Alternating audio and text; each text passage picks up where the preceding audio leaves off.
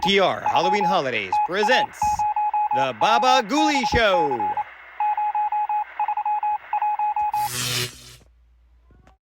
With cartoons from Watchwaddle.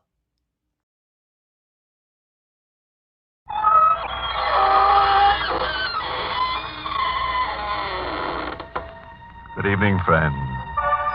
This is your host to welcome you through the creaking door into the inner sanctum. Come in. Fell over a word this morning while cleaning the ghosts out of the attic. Longevity. Means living on and on without a stop. Just dug in for keeps. A century-old uncle of mine is still around, a regular hearty old perennial. Absolutely wild about outdoor living. Spends all his time haunting the garden like a century plant. Yes, we water him twice a day. And I've an aunt who hasn't grown a day older since her 85th birthday. Just as if time had stopped for her. Confidentially, it did. Auntie died promptly at the stroke of 85.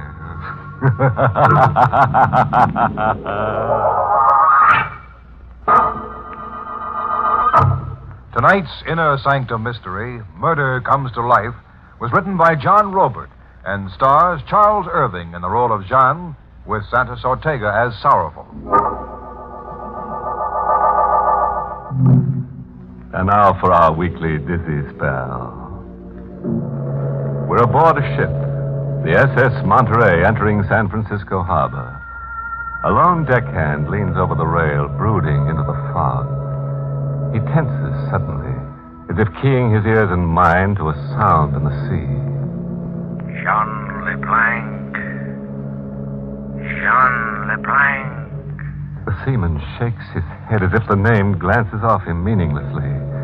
He moves a hand across his face, as if removing mists that cloud his vision, as if desperately anxious to accept the identity Jean LeBlanc as his own. Jean LeBlanc. Is it my name? A name I forgot long ago when I fell apart. And if it is my name, why can't I accept it and believe it? Why do I insist I'm someone else and run? Jean LeBlanc. Everywhere I've gone through the years, the names pursue me, demanding that I stand my ground and face it. Everywhere. Lisbon, Bombay, Tripoli. And the last time in a bar, in an island port where forgotten men drift to forget. Hello, Jean LeBlanc. That name. Wherever I go, I hear it. Wherever I go, it whispers at me, shouts at me. It's driving me crazy. It's your name, mister. Running from it will get you nowhere.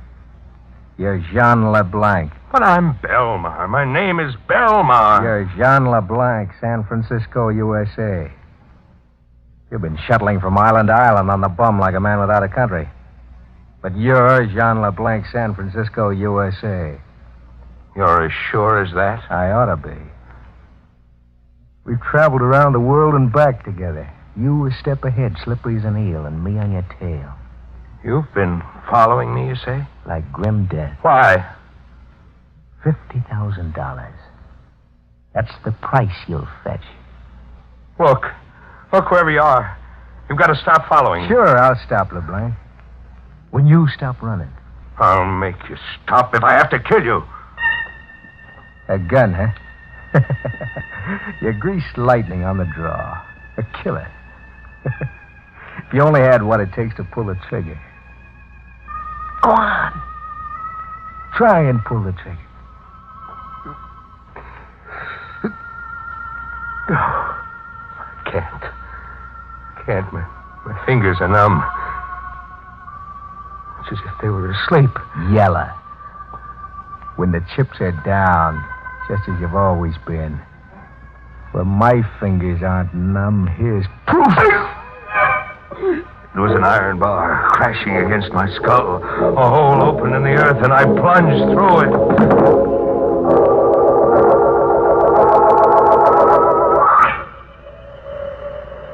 I came to with the moon on my face and the wind in my ears. I was in an open field, in an abandoned quarry, under a pile of rocks. It was like rising from the dead. A shadowy figure was standing over me. A sour little guy with a mournful look, as if he made a habit of crying. I watched him remove the rocks covering me, one by one, and toss them into a pile. I'll have you out of there in a jiffy. A rat dumped you in the quarry like you were a load of junk. How do you feel? Weak in my pins, as if I was just born. As if I've come back from the dead. You're not kidding. You're about as dead as any guy could get. Who did it to me? I'll let you in on this much. It was a cop. A retired cop. Cop? Yeah. He said I was worth $50,000 to him. What did he mean? That's how much Jean LeBlanc is worth to a cop. Look, why don't you stop drifting from port to port and face up to yourself? Call yourself by your right name. But I'm Belmar. I'm known as Belmar. I ship as Belmar. Your mind's still in the rut. Well, it's like that we're in a rut. We go together? Like ham and eggs. Maybe you want to know where you picked up the name Belmar? No. I'm going to tell you anyhow. See this tin can? Yes? You landed out of Frisco on a ship that hauled a cargo with these tin cans. Canned fruit. This one held apricots. Read the brand name. Belmar. Yeah. Belmar. Belmar Fruits. Guy with your class has been trying to cram himself into an empty fruit can. I could bust right out crying. I mean so much to you. I just dug you out of that rock pile, didn't I? Well, so long for now. But wait, who are you? You didn't tell me. You used to call me Ben in the old days. And you were the big boss, and I was your racket boy. Ben's the name. Sorrowful Ben. He was gone. I was alone with the wind. There was a battered tin can beside me, wearing a label that read Belmar.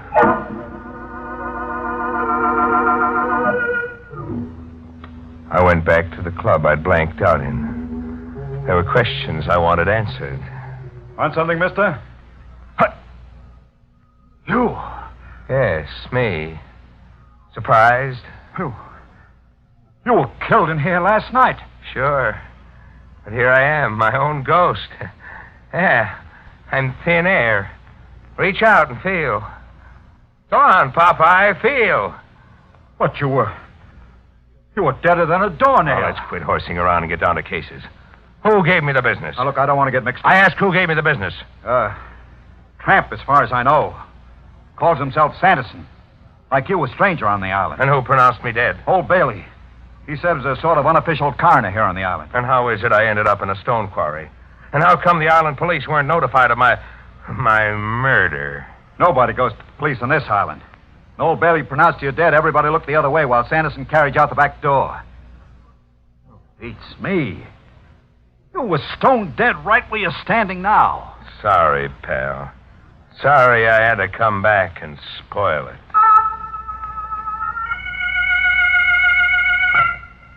I went looking for old Bailey, the coroner.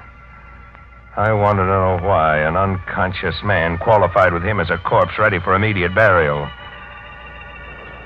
I found him along the edge of the beach, living in a shack built of packing cases and old strips of cardboard. When the tide came in, the ocean soaked through the sides and up through the floor. It was as if old Bailey wanted the shack to wash out to sea. The tide was in when I got there. Well, you're here, son. What brought you? You better talk fast. The way the waves are coming, we'll be washing out to sea. You want that to happen? Yes, of course. precisely my idea in building here. What brought you? You're not surprised to see me? Why should I be? You pronounced me dead last night. A mistake, from the looks of you. A mistake that almost buried me for keeps. I'm ashamed of my incompetence, but I promise you the recall of your death certificate the very next time I live. Look, Mr. Coroner, you know a dead man when you see one. And my idea is that somebody hired you to pronounce me dead. Maybe, and maybe not. Quit wriggling. How much did you get to pronounce me dead? Barely enough to free myself of debt. I asked how much. A paltry $50. Who from? Who wanted my death certificate, and why? Ah, now you're asking an old sinner to play informer.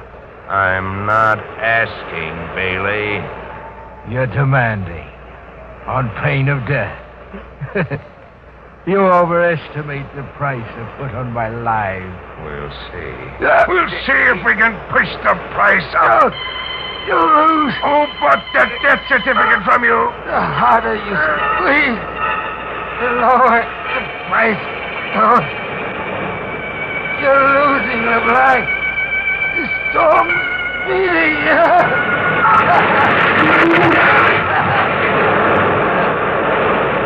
The sea tore us with a paper hunt and overran us. I felt it pull at me. I was being sucked into the middle of a whirlpool.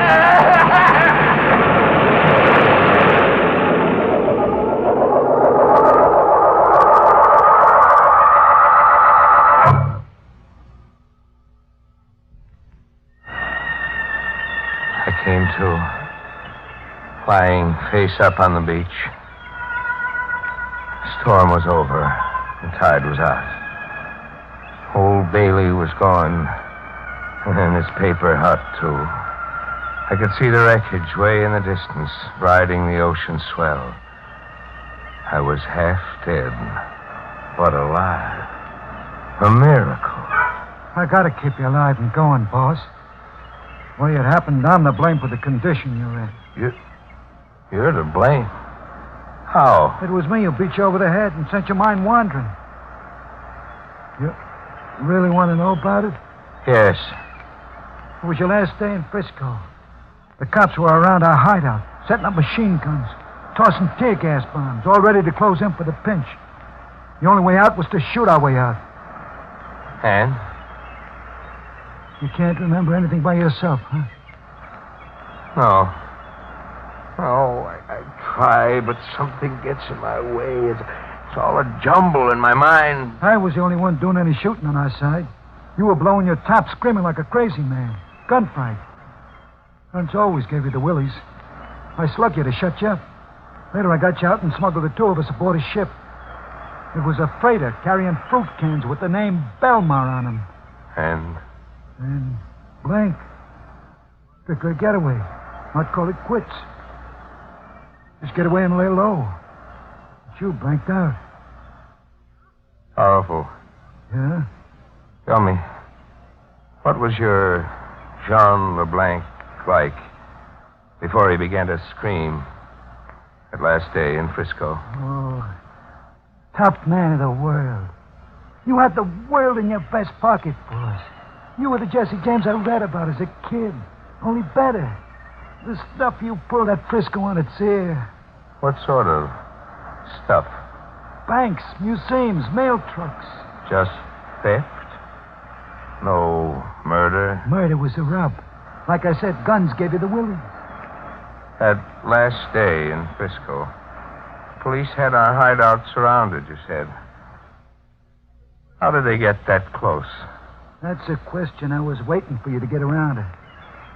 They were tipped off by a stewed pigeon named Queenie Simpson. The job you muffed on Queenie still needs to be done if you ever want to go home. Oh, it's a lot to remember all at once. A lot to remember. You mean it's a lot to believe? You think maybe I'm working a gag? That I'm trying to swindle you into calling yourself Jean LeBlanc and work you for a fall guy? Okay. We'll find things out your own way. I'll be around when you need me.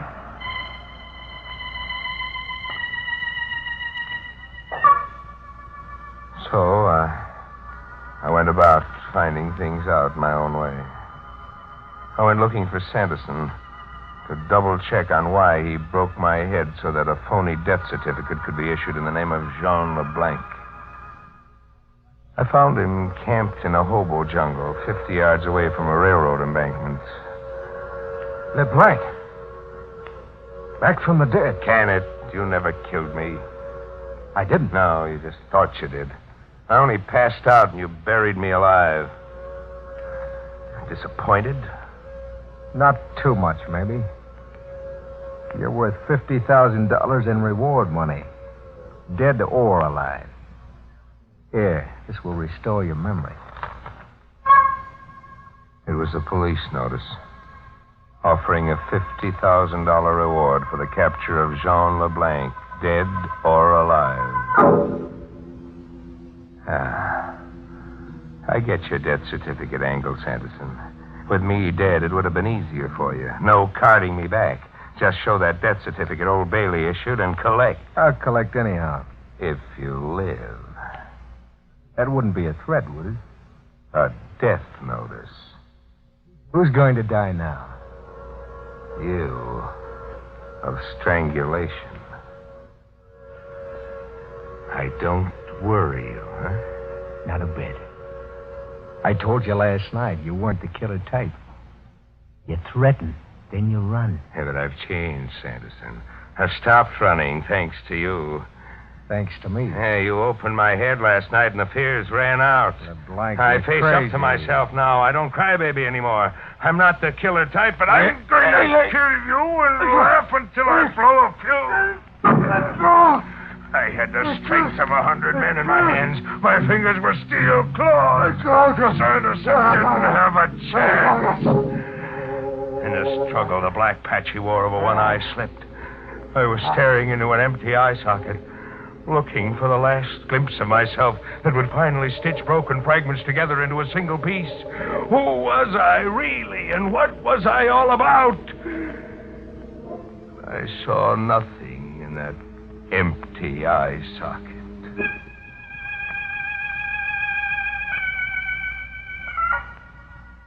I sat around with Sanderson, fascinated by the face of death, waiting for Sorrowful's approval. A nice night's work, boss. What did you kill him with? My bare hands. I strangled him with my bare hands. He's dead, all right. That takes care of job number 1. Job number 2 is Queenie Simpson. Nobody else. This time, with a gun. Sure, with a gun this time. Where do I find Queenie Simpson? Where she's always been. The Wonderland Arcade. She works a shooting gallery there, the way she always has. Kill her and you've got the cops up a tree. She's her only witness against you. Kill her and you're the racket king of Frisco again, with the town eating out of your hand. San Francisco. It's been a long way around getting home, Sorrowful.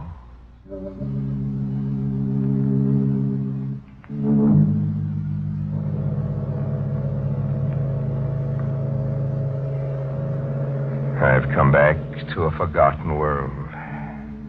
Halfway around the globe to murder a forgotten woman. The Wonderland Arcade is a honky-tonk strip. Has a flea circus, a waxworks, a piano somewhere beating out ragtime, and Queenie Simpson's shooting gallery. I'm waiting, keeping out of sight, watching until Queenie Simpson is between customers. What's the tab for a rifle load, sister? 12 shots for a quarter. It's cheap enough. Watch me shoot. Bullseye. You're pretty good. Thanks. I'm even better with a revolver. What would it take to coax you to get up against that target? I'd say you got the coaxer right in your hand. Jean. Jean who? Jean LeBlanc. I've been expecting you to call sometime. You're sure I'm Jean LeBlanc? Must be Jean LeBlanc. Only Jean LeBlanc would come to kill me. Why? I tipped off the cops. Tell them all about you. Why? What game are we playing now? I double-crossed you and you're here to kill me. Now let's get it over with.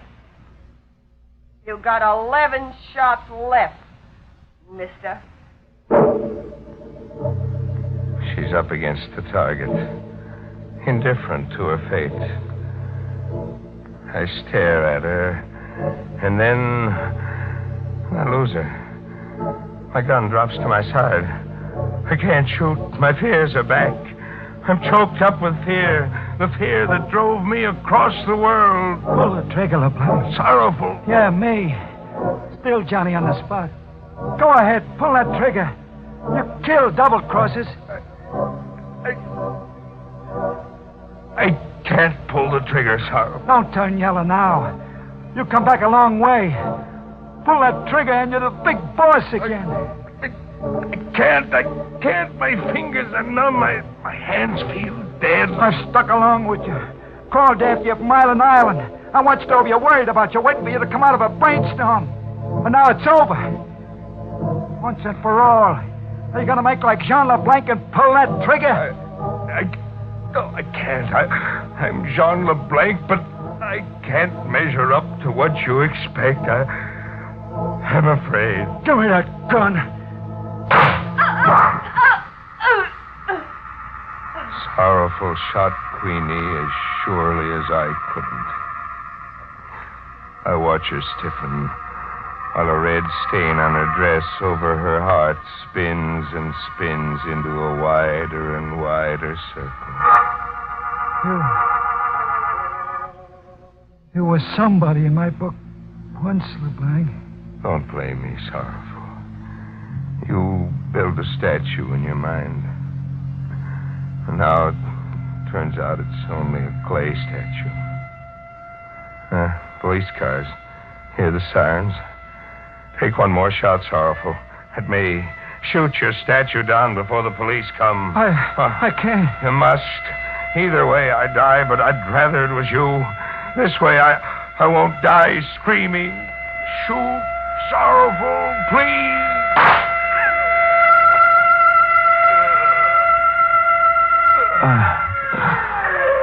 I'm on the ground, staring up at Sorrowful, staring at the uniformed police around him. I see a tear in the corner of his eye, as if he's going on a crying jag he'll never come out of. Poor Sorrowful, shaking his head, bewildered. He still can't get it through his head that the statue he built of Jean LeBlanc never resembled the man, even a little bit.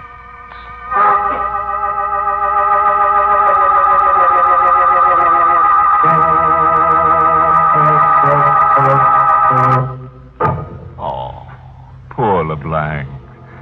Even now, with his worries over, he's having himself a fit. Size 4x6, the cat could make a tough sleep. That old Bailey, $50 and he'll pronounce you dead any old time. Even if it kills you. I hear he's doing shady business as usual.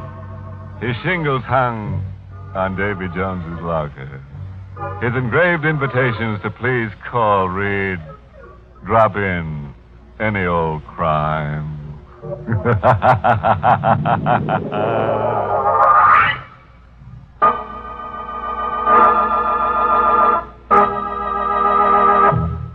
Inner Sanctum is heard each week in the United States over CBS, the Columbia Broadcasting System, and has been rebroadcast for servicemen and women overseas through the facilities of the United States Armed Forces Radio Service, the voice of information and education.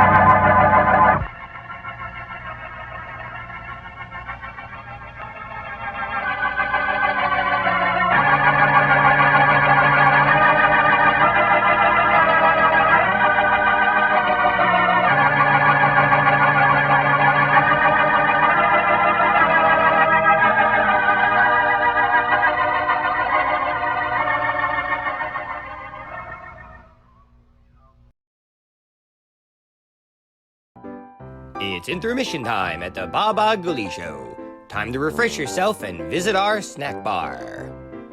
Got a yen for some hot popcorn? How's about your favorite soft drinks, which are sparkling cold? And there's all kinds of candy to tempt you. It's radio time, folks. Enjoy the rest of the program. And now, from the Scurry Forest Archive, some classic Watch Waddle cartoons.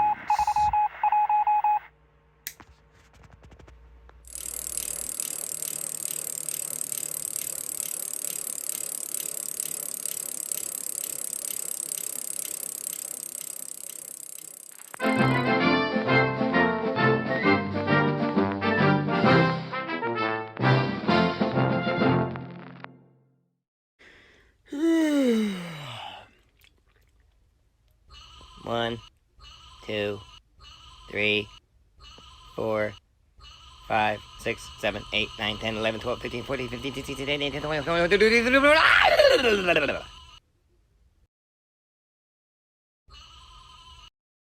One.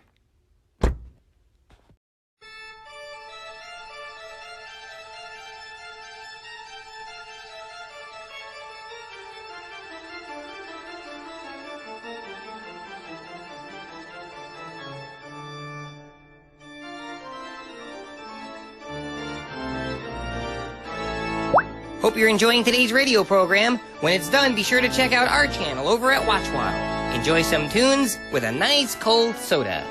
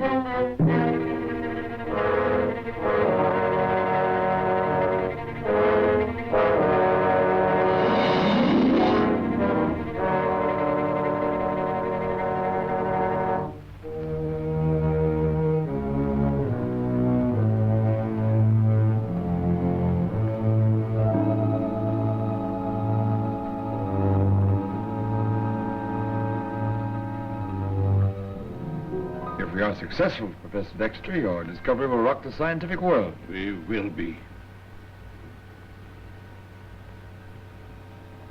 The temperature in the chamber is now normal. We can go in.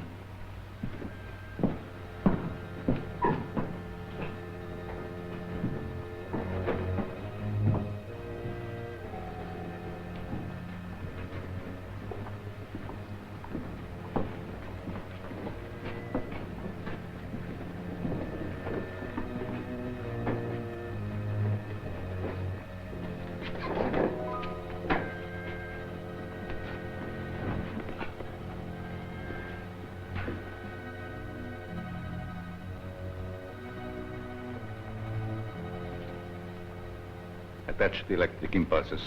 I prepare the injection.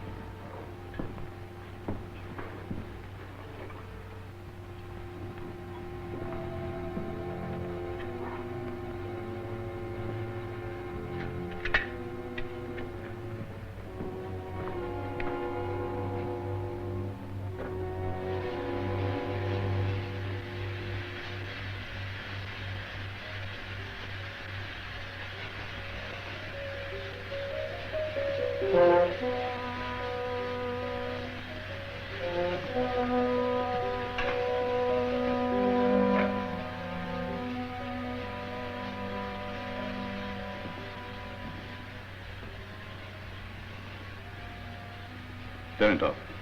Enough.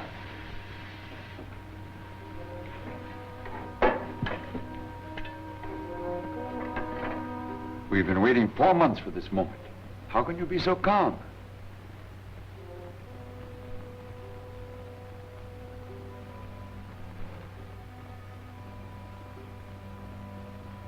His eyes are twitching. There's life. He's coming to.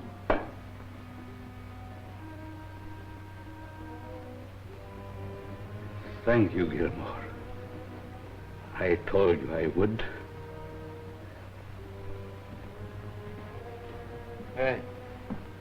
Hey, how'd I get here? Where am I?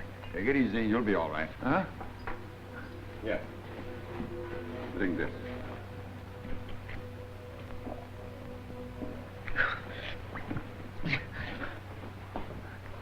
What happened? Who are you guys? You feel all right? Yeah. I feel all right. I'm a little weak in the knees. Holy smokes, I'm cold. We found you asleep in the park. You were... Yeah, I remember. Drunk again. You had a load on. Say, have I been here all night? Yes. I have? You must be hungry. Yeah. Here. Go out and get yourself a good meal. $5? Oh, me for the Waldorf Astoria. Hey, if you fellas want to find me again, anytime I'll be on that same bench. So long. We may look you up. So long, fellas.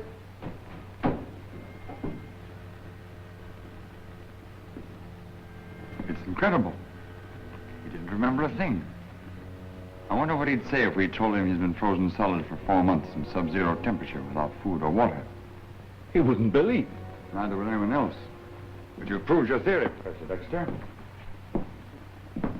If I can suspend animation for 4 months, I can do it for 4 years, or perhaps 400 years. Unfortunately, we couldn't live long enough to prove that, my dear Dexter. But suppose we were to find a body that has been frozen for perhaps thousands of years. Oh, but that's impossible. To scientists, nothing is impossible. I didn't mean that, my dear Dexter. I meant the finding of such a body. That's what I wish to discuss with you. Come to my study.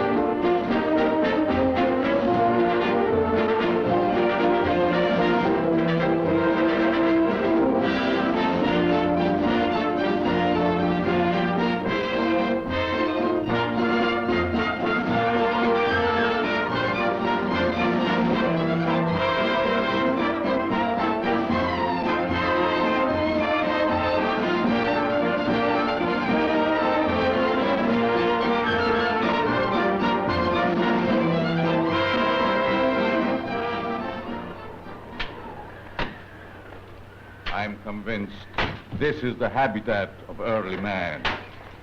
Maybe 50 or 100,000 years ago. You're undoubtedly right, Dexter. We've been up in this frozen wilderness for 10 months now. Doesn't it begin to look rather hopeless? After all, we're looking for a needle in a haystack, so to speak.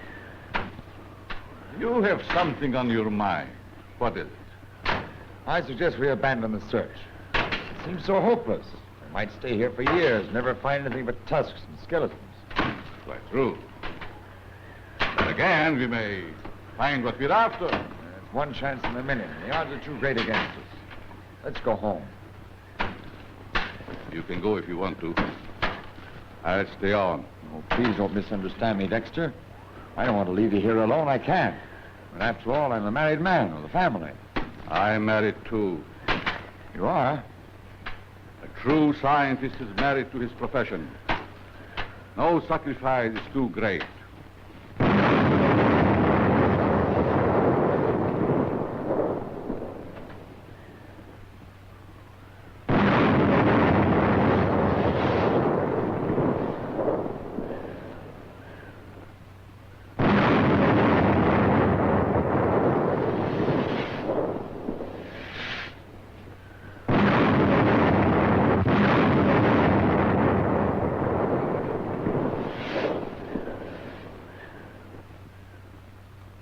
Come, we see man. One chance in a million, and we've won. The greatest discovery since the Neanderthal man. Dynamite? No dynamite. Picks only.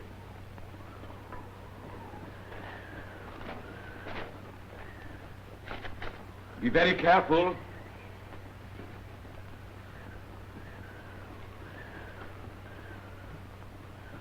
And you were ready to give up. I'm sorry, Dexter. Our real work will begin when we get home.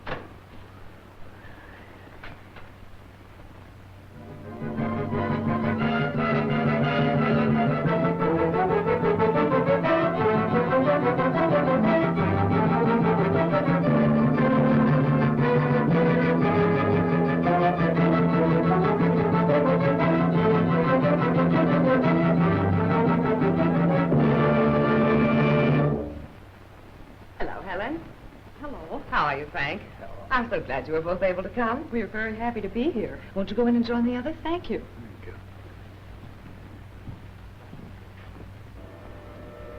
The body looks to be intact. Yes. The thawing out process must be made with very great care, so that the change of temperature is not too violent.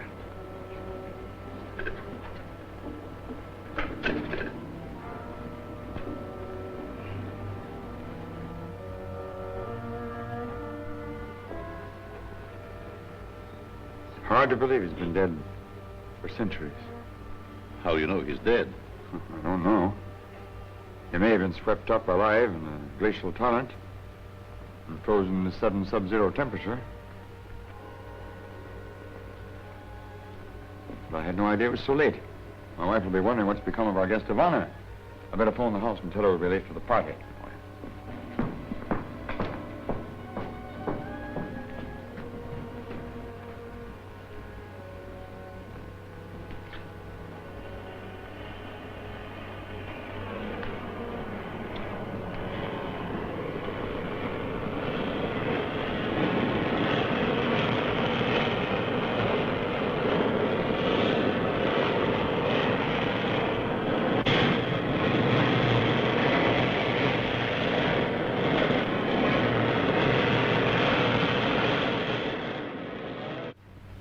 What is it, Anne? Uncle John just phoned. He and Professor Dexter are going to be late. They're in the middle of a very important experiment. Oh, how provoking. But I blame it all on that Professor Dexter. He's impossible. You sound as if you don't like that man.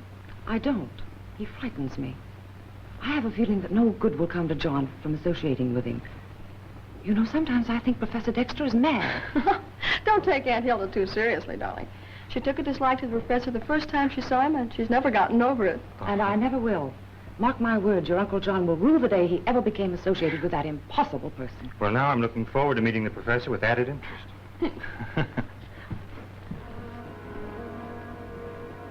A perfect specimen of Pithecanthropus.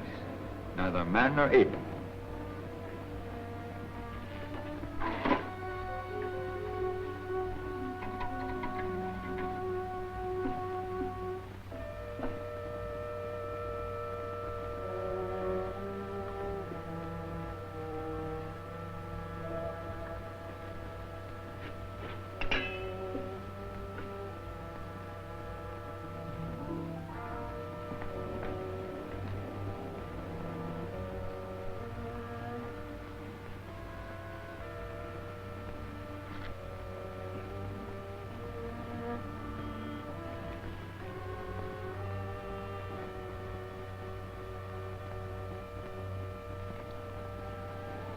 I was right.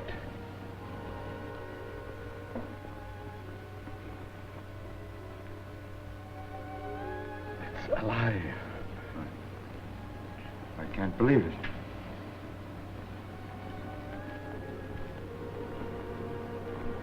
Whoa. Whoa. Oh.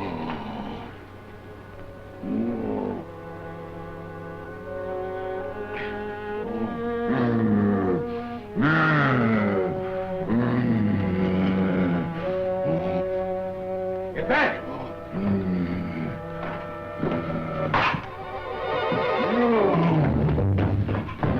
Go back, I say!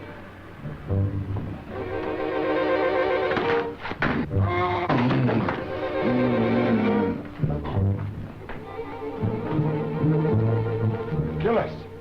The shroud serves its master! Get back! Back, I say! See? Fired his master! He probably never understood it. Open the door! Get back! Get back! Get back! Get it!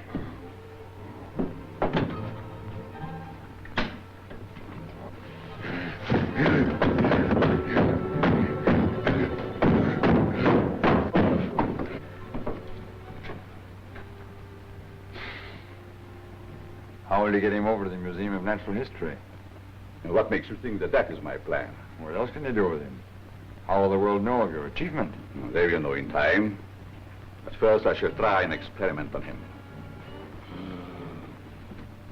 May I ask what you intend to do? Certainly. I keep no secrets from you. On the contrary, I'm relying on your help. Thank you. What do you intend to do with this Ape Man?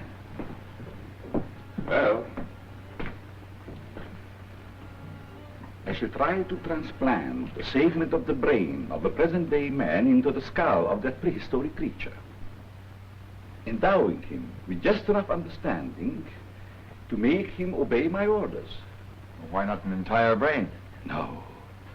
That would remove his entire connection with his former life. I must leave in him enough of his own brain to stimulate his memory. I see. Then you'll transplant just enough brain to vest him with the faculty of speech and slight reasoning power without disturbing the instincts and impulses of his former life. Exactly. But to do that, you'd have to take part of the brain away from a living man. That's right. Where will you find anyone willing to do that? Give part of his brain to science. There's great danger, in fact, almost a certainty he would die under the operation.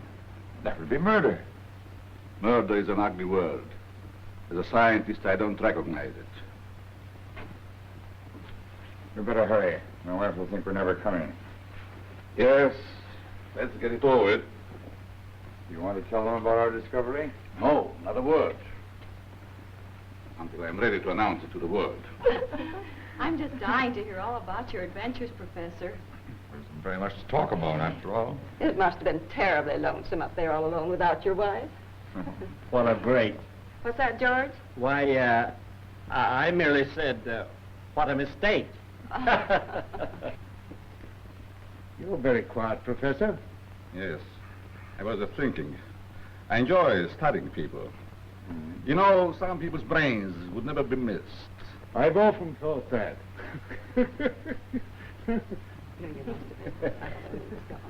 You know, Professor Gilmore, I always wanted to be an explorer, but could never find time to get away from the office.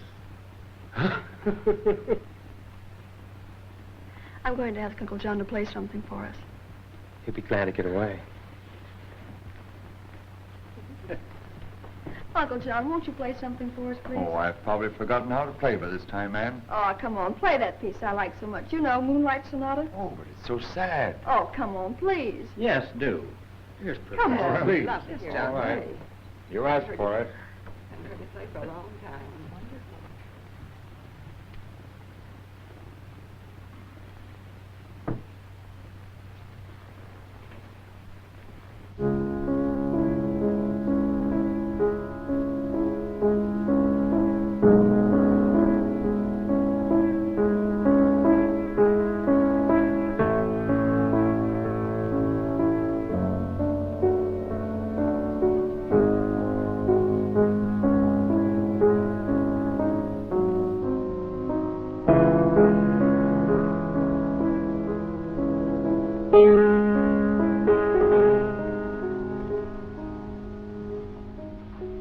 Are you interested in science, Mr. Rogers? Only from a distance, Professor. I'm much more interested in my own work. What's that? Studying law. A noble profession. It requires a keen mind and a good sense of logic. I don't know about that.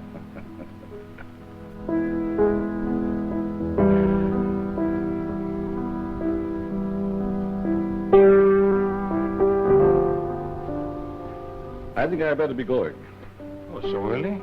Yes, I'm conducting a very important experiment which requires my attention. And it's a long walk home. You see, I don't drive. Well, let me drive you back in my car. Oh, that would be awfully kind. I'll just tell Ann where I'm going. Oh, there's no need to bother, Miss Gilmore. You'll be right back. Let's go. Well, good night, Professor. Oh, won't you come in for a few minutes? Well, thanks, but I think I better get back. Not just for a little while. We'll drink a toast to the happiness of yourself and your lovely fiancée. I can't refuse that.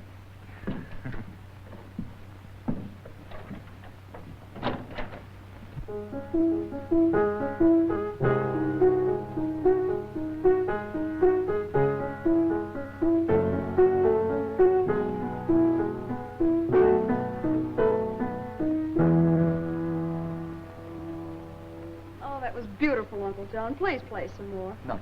Later, perhaps. Where are Professor Dexter and Steve? Oh, don't worry about them. Professor Dexter's probably got Steve in the corner somewhere, giving him a lecture on evolution.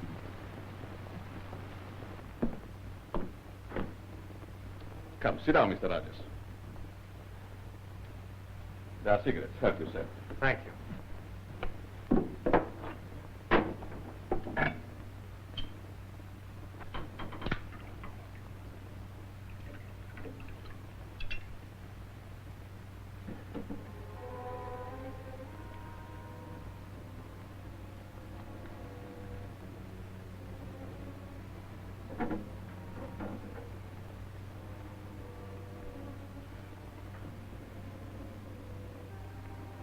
For your happiness. And to the success of your experiment, Professor.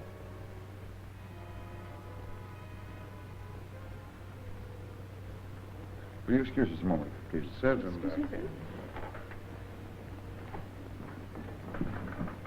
you seen Professor Dexter? He probably found our company too uninteresting and left. Where's Steve? I don't know. Did he go with Dexter? Really, John, I don't see why you should be so concerned. I have reason to be concerned. I've got to find him. We will make my excuses to our guests. But, John,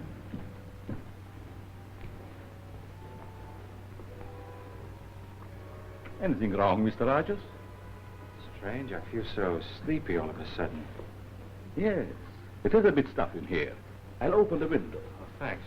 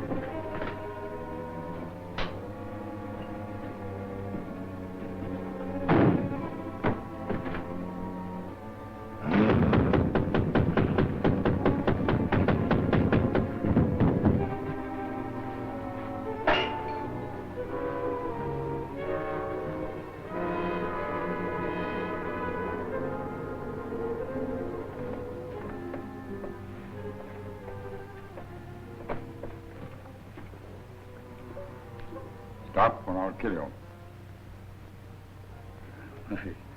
Dear Gilmore. You're not going to use him for a guinea pig. Put that knife away and give him an injection to bring him to, or I swear I'll kill you, Dexter.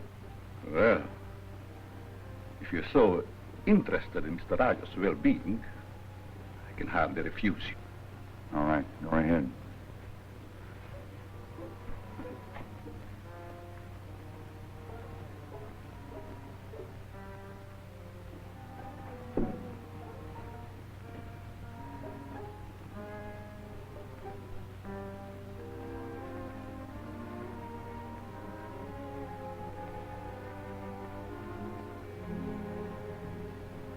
There. He'll be all right in a few minutes.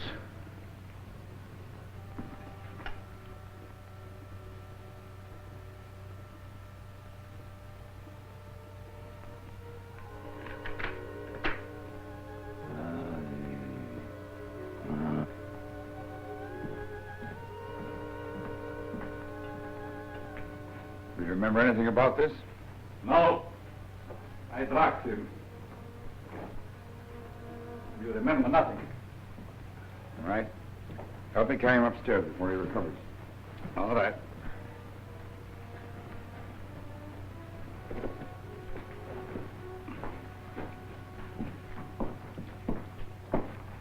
Good night, Miss Gilmore. We've had a wonderful time. Too bad to have seen so little of your husband. I'm very sorry. Don't forget to tell Steve goodbye for us. I will, thank you. Good night. Good night. Well, I wonder what could have happened to Uncle John and Steve. Your uncle has behaved most disgracefully. But I blame it all on that Professor Dexter.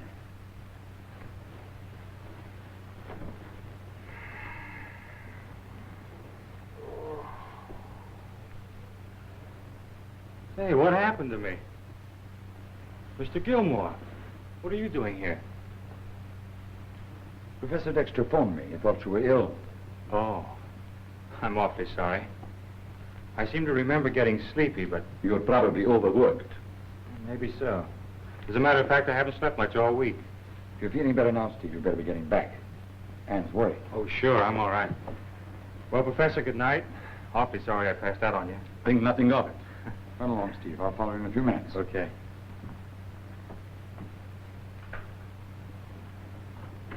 That was the most contemptible thing a man ever tried to do to his friend. My dear Gilmore. You deliberately tried to murder someone dear to me. He might not have died. That's a comforting thought to you. Did you think what it might mean to that boy? If he lived, the operation would leave him an idiot. And what about science? Don't give me that science stuff. Science does not demand such stupid sacrifices. Science does not demand murder in its behalf. Dexter, you're a dangerous man. My wife warned me against you, and her intuition was right. I believe you're quite mad. I see you and I do not think alike.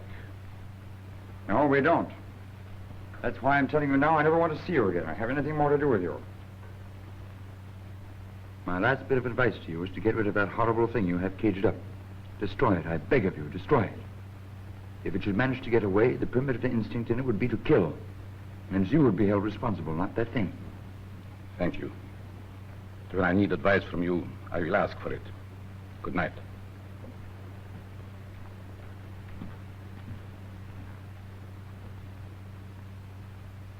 Fool, you'll pay for this.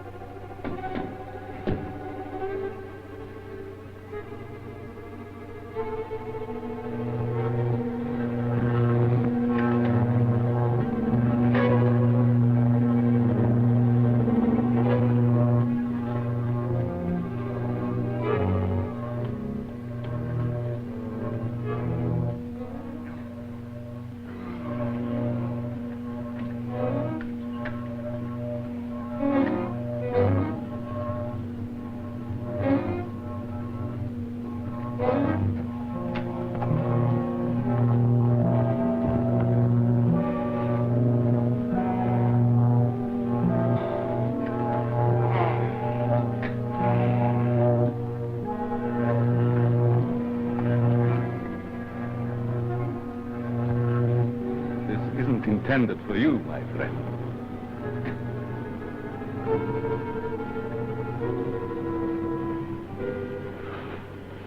Get out. Get in.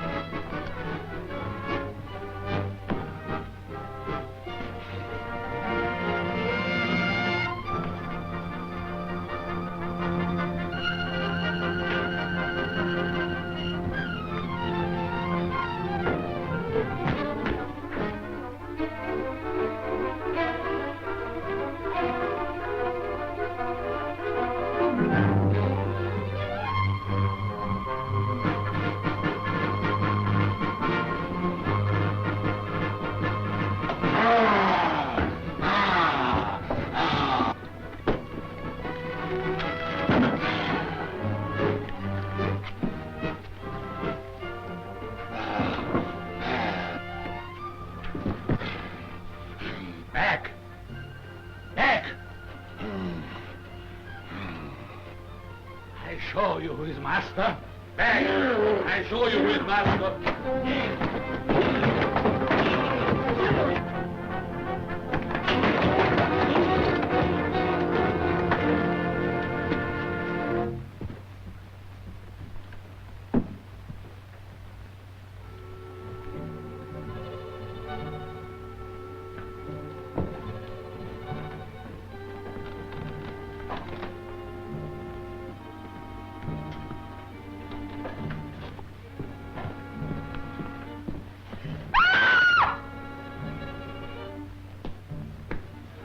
All right, break it up, break it up. What goes on here?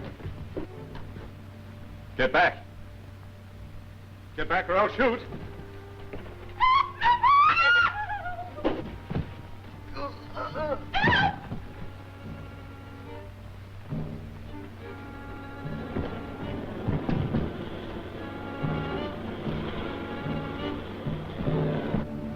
You fool, brainless fool! Get out! Get home!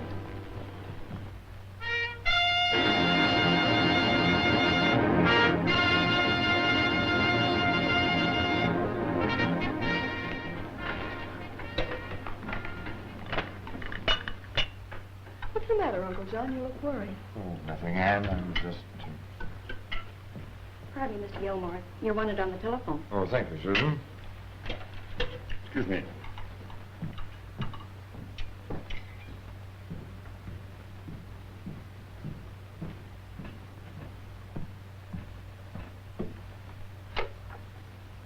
Hello? Hello, Gilmore. This is Dexter. Yes. I knew you must have read about it. It's terrible. I was just about to finish my breakfast and go to the police. I'm glad you decided to do what I urged. Had you done it sooner, I would have saved the poor man's life. Of course, I helped you do away with it. I will talk about that later. Goodbye. Yes, I'll be right over.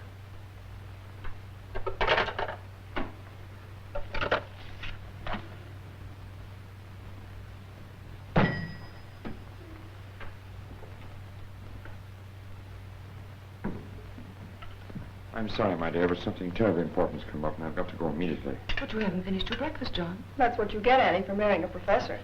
Be sure and be back for lunch, John. And don't forget we're going to the concert this afternoon. I'll be back in time. Goodbye. Goodbye.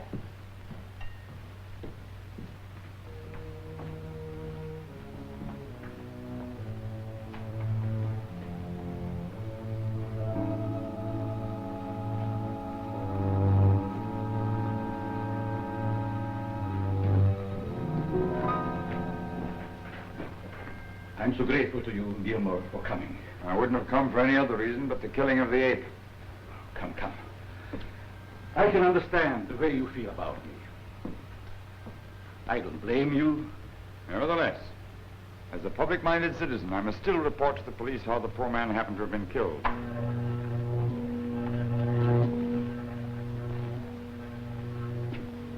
So my self-righteous friend was going to tell the police, huh? You trusting, stupid fool. What are you going to do to me?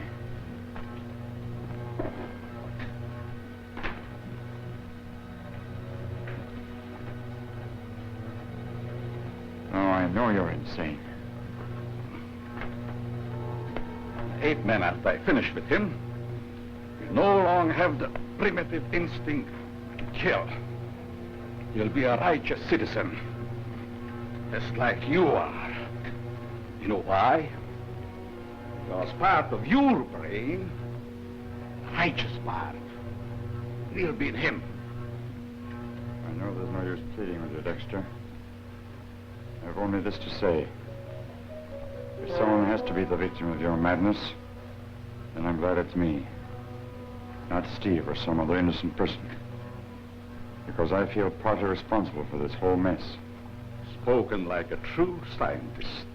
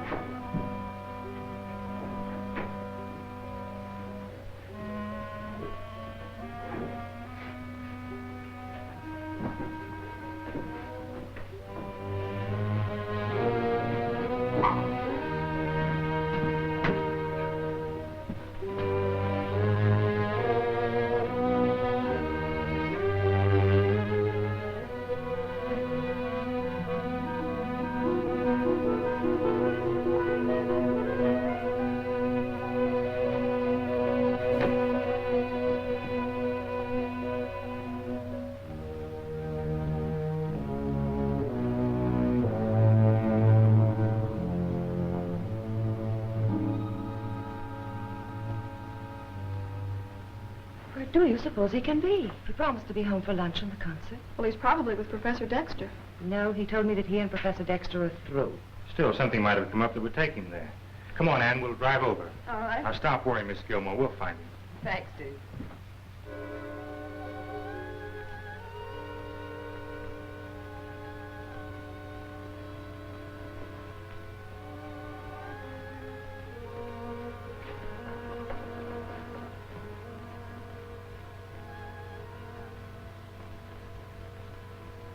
How do you feel?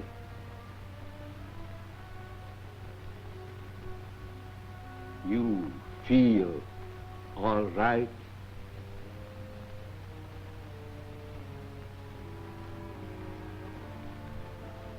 Is a success.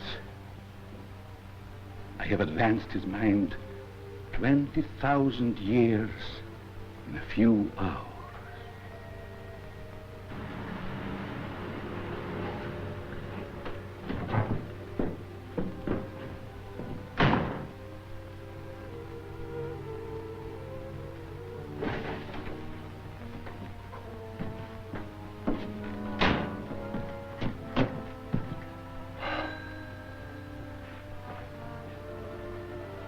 Rest.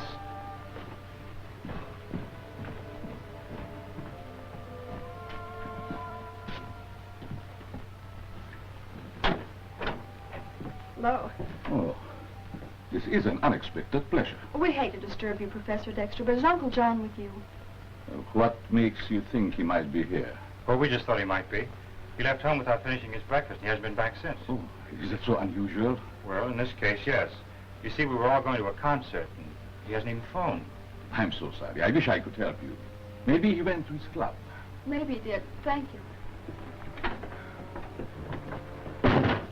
You know, Steve, I'm convinced Professor Dexter knows where Uncle John is. What makes you say that? Well, call it woman's intuition or whatever you like. But why should the professor want to lie about it? I don't know. But I think we ought to tell the police. We'd better wait a bit before we do that. We can't just jump to conclusions, honey.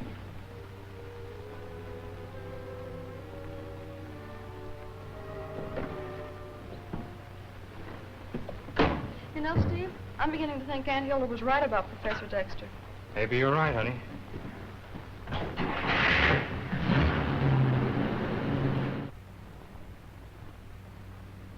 You understand everything I say to you? Me, Gil, no. Gil, no. No, you're not Gilmore. What is your real name? All right. It takes a little time. Perhaps another operation. No. Come back. Now come back, you fool.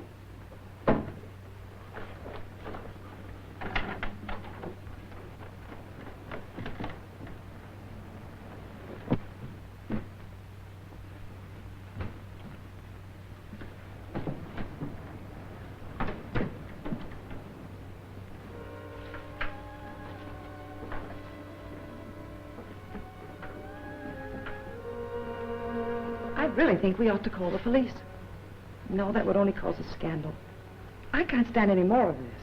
Oh, Aunt Hilda, why don't you go upstairs and get some rest? We'll wait down here. Promise to call me if something happens? I promise. Then I'll go. I wonder where he can be.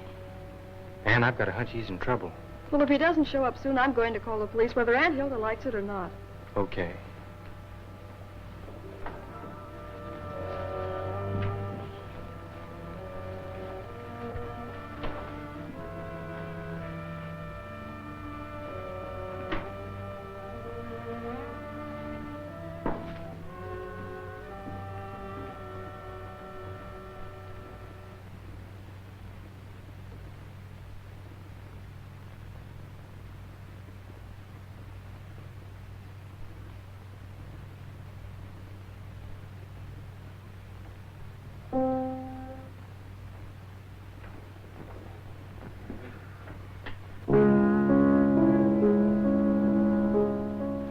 Listen, someone's playing the piano upstairs. That must be Uncle John. That's his favorite piece. But how'd he get in? Maybe he's been in the house all the time. Let's go upstairs and see. Let's go. Is that you, John? I've been worried to death.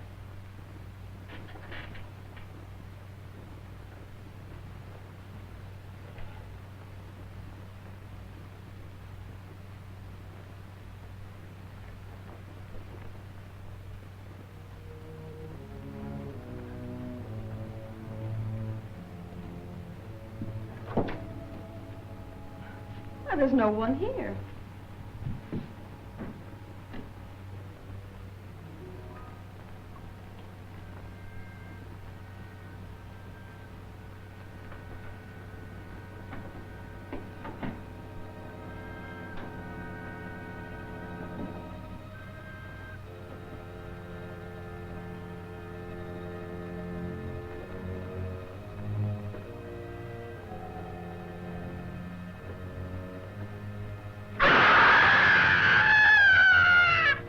What was that? Aunt Hilda.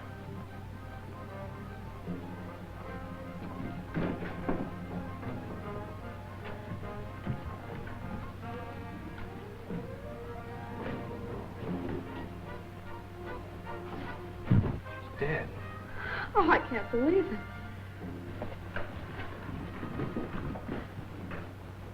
I thought I saw someone going out of the window just as we came in. Get the police, quick.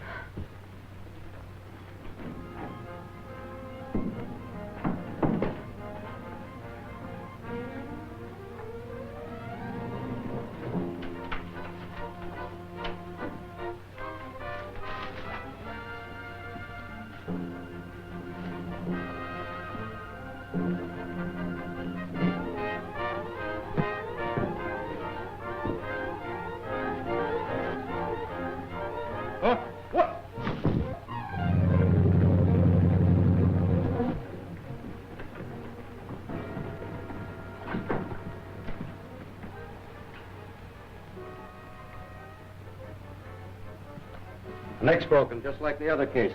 Any money or jewelry missing? No, I don't think so. What do you suppose his motive is, Sergeant? Just plain murder by the look of it. Well, my fiance chased him across the garden. You stay here till the coroner comes. Come on with me, Bonnie.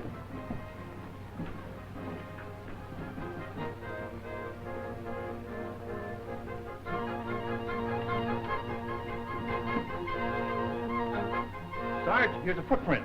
It looks too big to be real. Here's another one. Hey, what's this? Thing. Well, what happened to you? Thing, where is it? Where's what? It knocked me down. Take it easy, fella. Who was it? No, it wasn't a man. It was like a big ape. It killed Mrs. Gilmore. I saw it climb through the window. Did you see which way it went? I don't know, but I got a good idea where it came from. Come on. Move on. Let's go down.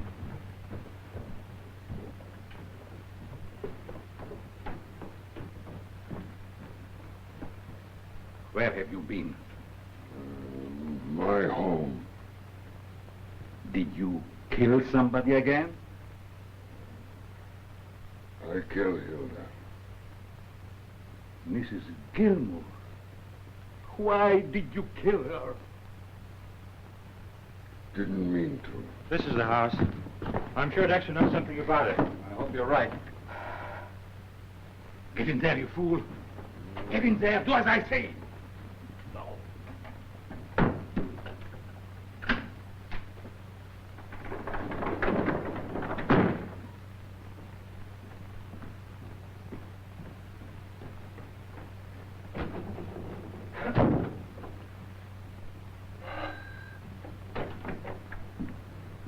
Good evening, gentlemen. Why, Mr. Rogers. What brings you here this time of night? We're looking for someone. Maybe I can help you. Do you mind if we look around, Professor? Not at all.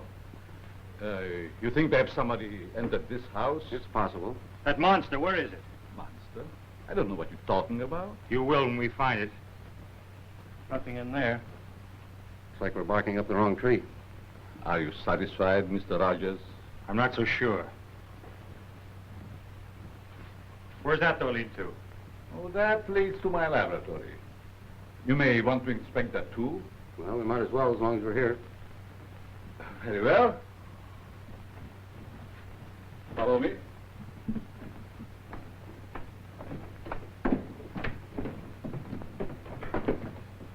Kind of an interesting setup you have here, Professor. Yes, I'm proud of it.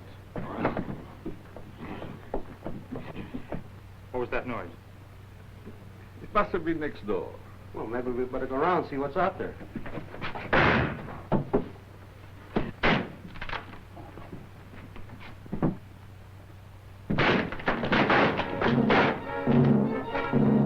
There it is. That's the thing that killed Mrs. Gilmore. For the love of Pete, what is it?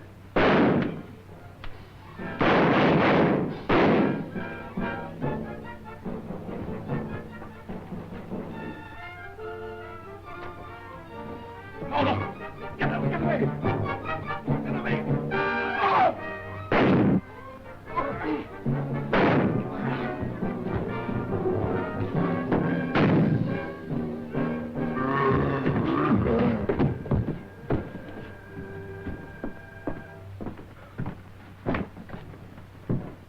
You knew all about it, huh?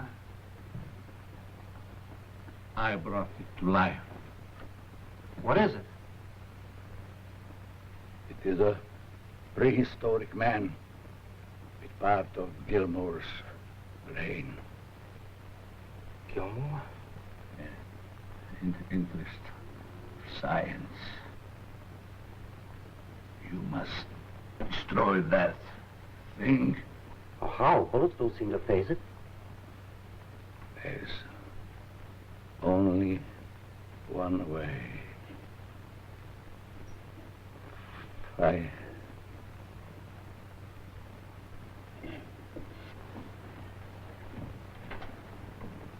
So that's why it went to Gilmore's house. It may go back there again.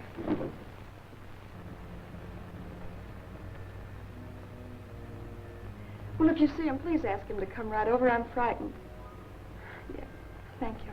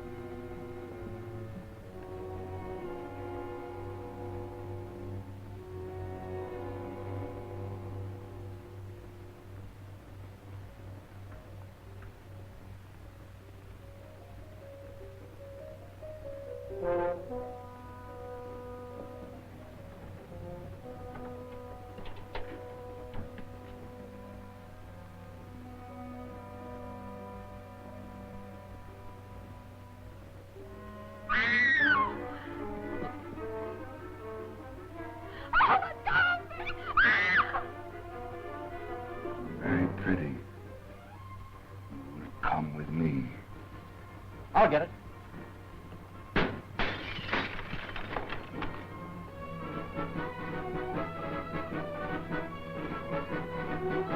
All right.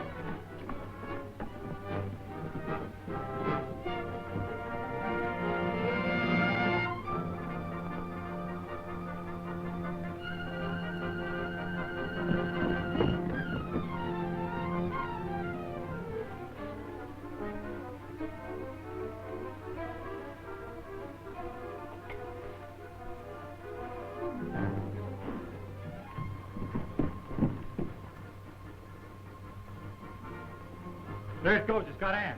No, no, no. That won't do any good. You might hit her. I'll send out an alarm.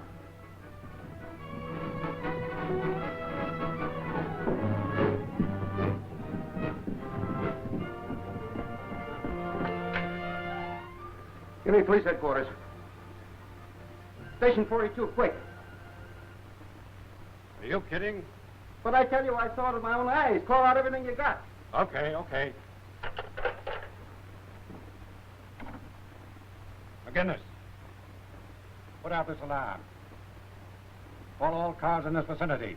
Be on the lookout for an escaped maniac somewhere loose in the city. Looks more like an ape than a man. Was last seen carrying off a girl. This character is dangerous. Okay.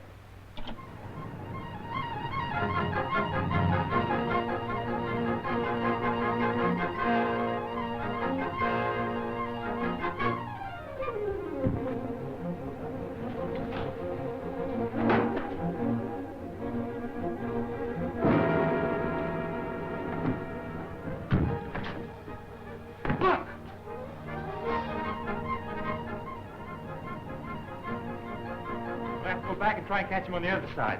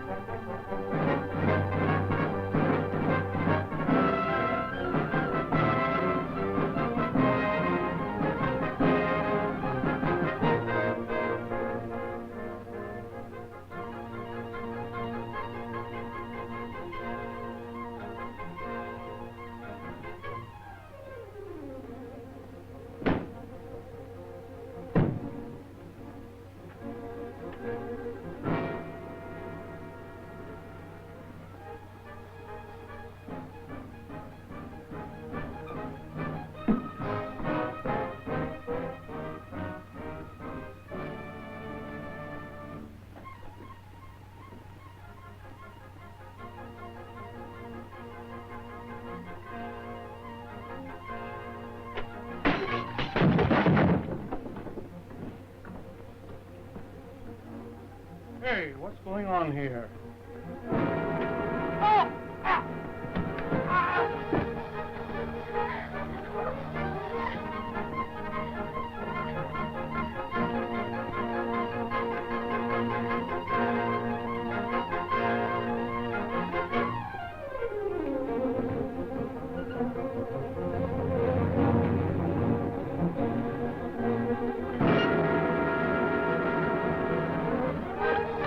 He's in this building. Get the other boys and bring the torches. Right.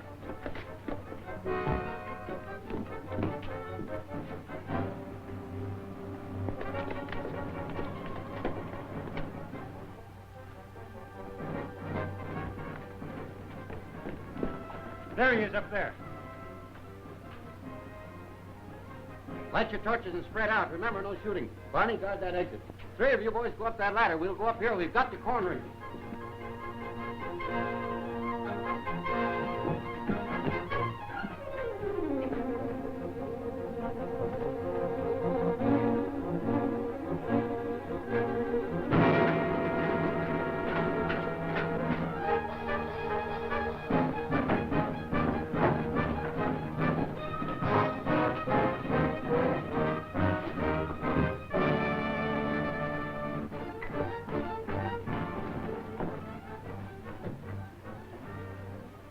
Get back, boys.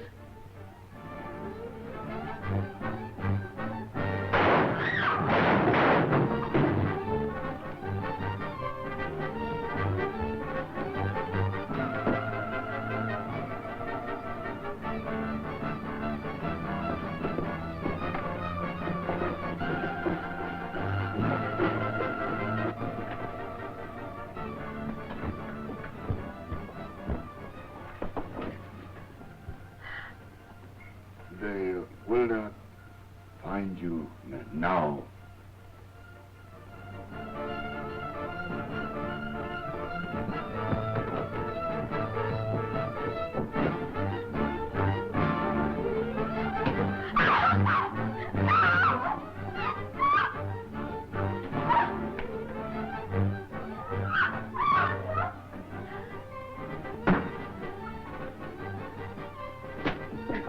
I'll have to break it down.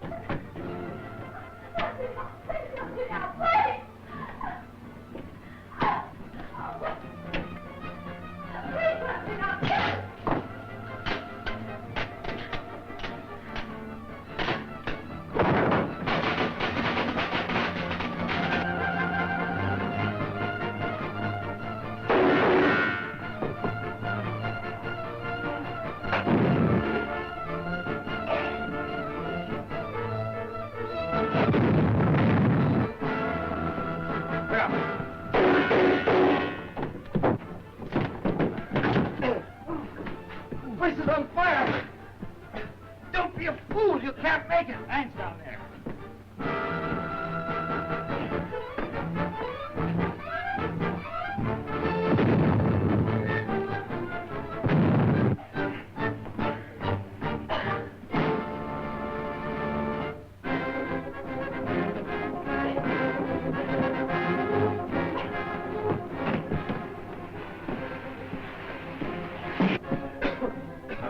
Help me get them outside. All right.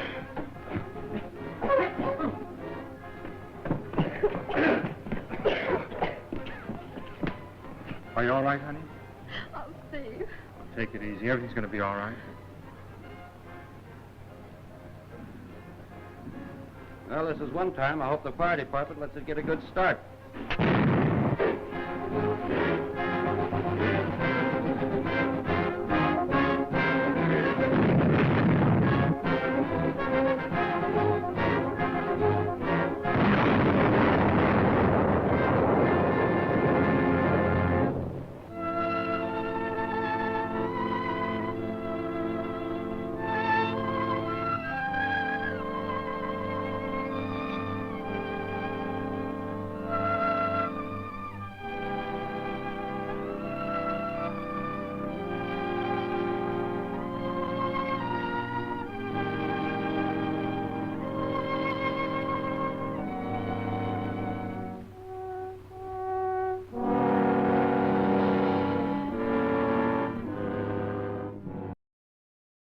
This is Watch Waddle Cartoons on the Baba Ghoulie Radio Show, signing off for the evening.